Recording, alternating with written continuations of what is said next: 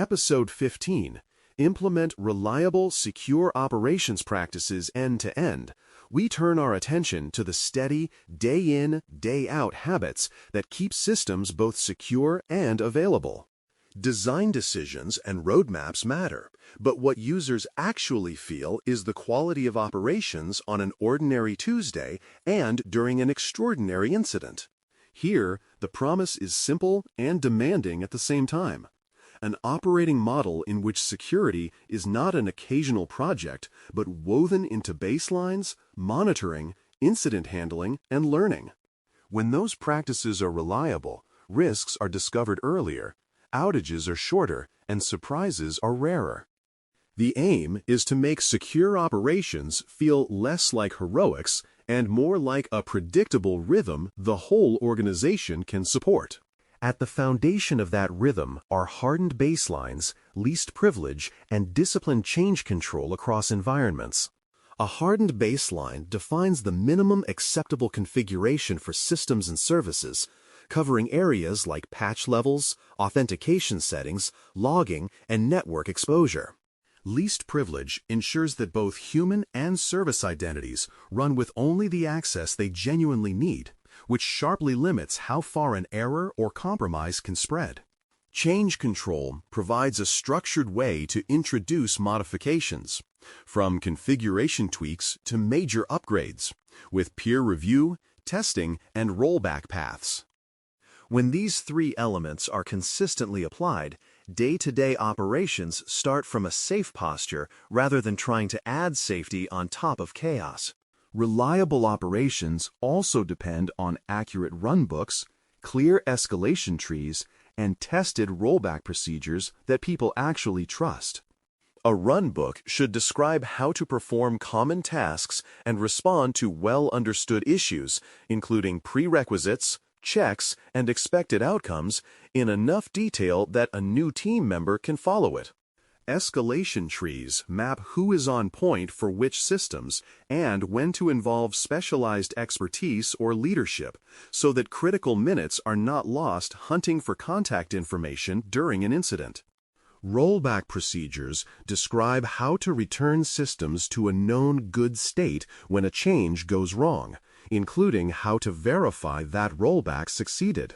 When these documents are maintained and rehearsed, they become a safety net that encourages controlled change instead of risky improvisation.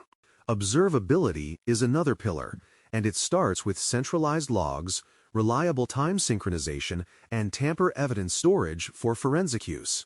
Centralized logging collects events from applications, infrastructure, identity systems, and security tools into a place where they can be correlated and queried without hunting through individual servers.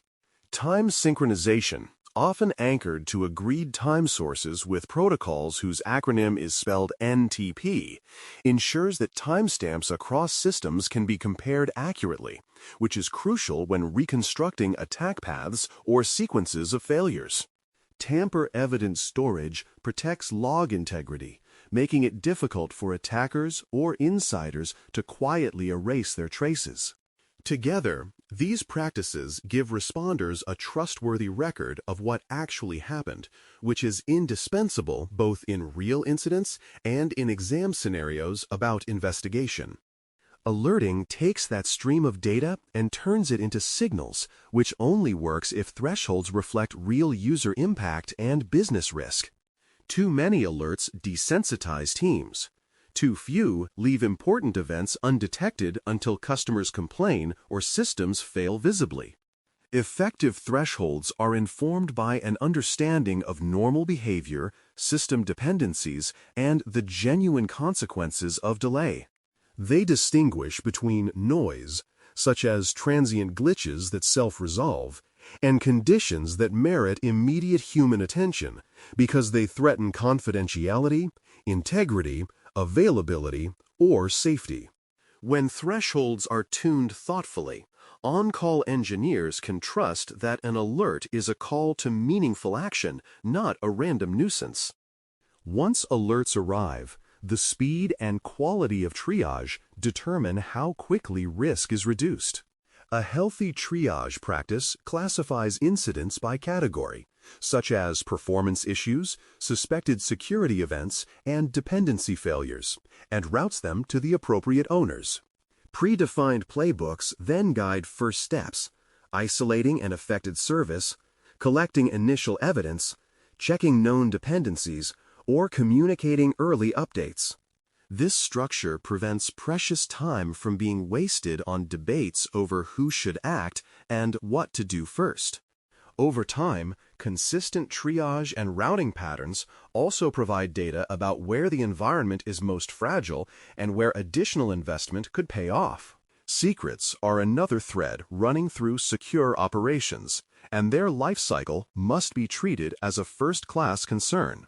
That life cycle includes creation of strong, unique secrets, storage in approved vaults or secure stores, rotation at intervals aligned with risk, revocation when access is no longer justified, and carefully controlled emergency access. Break-glass approaches for emergencies must be explicit, auditable, and time-bound so they do not become permanent shortcuts. When secrets are scattered across configuration files, chat logs, and personal notes, operations inherits a quiet but serious risk. By contrast, a managed secrets lifecycle turns those same credentials into controlled assets with known owners and behaviors. Backups and recovery practices bring resilience into daily reality, but they only matter if they are tested under conditions that resemble real stress. Validating backups means more than confirming that files exist. It means exercising restoration procedures, measuring how long they take, and checking that recovered systems behave correctly and securely. Recurring drills, including partial restorations and full environment simulations where feasible, reveal whether runbooks are accurate and whether dependencies are thoroughly understood. They also surface surprises, such as missing encryption keys, undocumented configuration steps, or performance bottlenecks during recovery. Each rehearsal builds confidence that when a real incident occurs, restoration will be deliberate rather than experimental. Capacity management and resilience patterns shape how systems behave under peak conditions, whether caused by legitimate demand, misconfiguration, or attack. Capacity planning looks ahead to expected growth, seasonal spikes, and marketing events, ensuring that critical services can handle load without degrading into failure modes that harm security, such as disabled controls or skipped validations. Resilience patterns, including redundancy, graceful degradation, and circuit breakers, guide how services respond when dependencies falter. When capacity and resilience are considered together, systems can bend under stress instead of breaking in ways that jeopardize confidentiality, integrity, and availability all at once. Another crucial practice is tracking vulnerabilities, patches, and configuration drift with service-level targets that set expectations for timeliness and coverage. Vulnerability scanning and external advisories indicate where risk may exist. Patching processes and configuration management tools show how quickly and thoroughly that risk is addressed. Configuration drift occurs when systems move away from hardened baselines over time due to manual fixes, emergency changes, or inconsistent automation.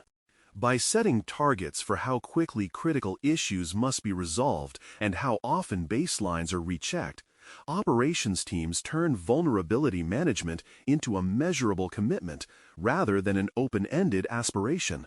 None of these practices operate in isolation, which is why coordination between operations, development, and security matters so deeply. Blameless post-incident learning sessions provide a forum to understand what happened, why it made sense at the time, and how systems and processes should change to prevent similar events. The focus is on improving conditions, not assigning personal fault, which encourages honest sharing of context and constraints. These sessions connect operational realities, design decisions, and security expectations into a shared narrative, making it easier to prioritize improvements that benefit everyone. Over time, this culture of learning reduces repeat incidents and strengthens trust across functions. Service health must also be visible through meaningful, actionable service-level indicators and objectives, often shortened to SLI and SLO once introduced. Indicators describe what you measure, such as error rates, latency, and successful authentication attempts for the perspectives that matter, like end users or critical internal consumers. Objectives set the performance bands that services are expected to meet most of the time, balancing reliability with the cost of achieving it. When these signals incorporate security-relevant behaviors, such as anomalous failure patterns or sudden drops in successful checks, they become early warnings of deeper issues. Well-chosen indicators and objectives help teams see whether their secure operations practices are actually delivering the stability they promise. A short mini-review brings these threads together so the picture becomes easier to hold in your mind. Hardened baselines, least privilege, and change control define a safe starting point. Observability through centralized logs, time synchronization, and tamper-evident storage supports trustworthy detection and investigation. Incident handling relies on clear runbooks, triage routines, and routing informed by risk-aware alerts. Resilience shows up in backups that restore reliably, capacity that withstands peaks, and patterns that allow systems to degrade gracefully rather than catastrophically. Vulnerability management, secrets discipline, and post-incident learning keep improvements flowing continuously instead of sporadically. Seen this way, secure operations is not one practice, but a set of interlocking habits. The conclusion for episode 15 is to translate this broad view into a specific, manageable step. Identify one operational gap that worries you most today and treat it as the focus for a short, well-defined improvement sprint. That gap might involve incomplete baselines, fragile runbooks, noisy alerts, or untested recovery paths. The next action is to schedule that sprint, agree on clear outcomes, and commit the right people and time to closing the gap. Each time you work this way, targeted, observable, and collaborative, you make secure operations less dependent on individual heroics and more on a dependable system of practices that will serve you well both in the exam and in real environments. Thanks for listening. For more audio courses, daily newsletters, and more, please visit baremetalcyber.com.